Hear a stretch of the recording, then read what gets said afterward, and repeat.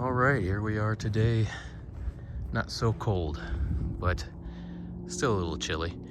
Gonna be trying to load this sucker. This is the biggest thing we've got here. So gonna try to load this on there, get her back to the shop, along with whatever else we can throw on there.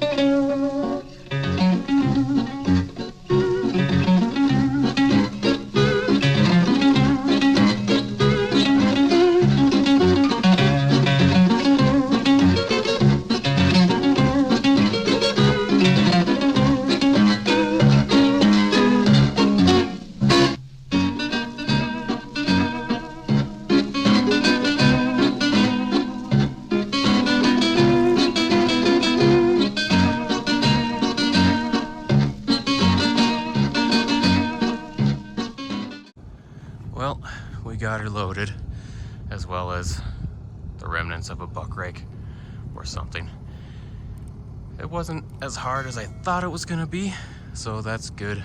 I guess my only concern now is I got a couple low-hanging telephone wires that I'm a little concerned about, but I'll just make sure I can get past them.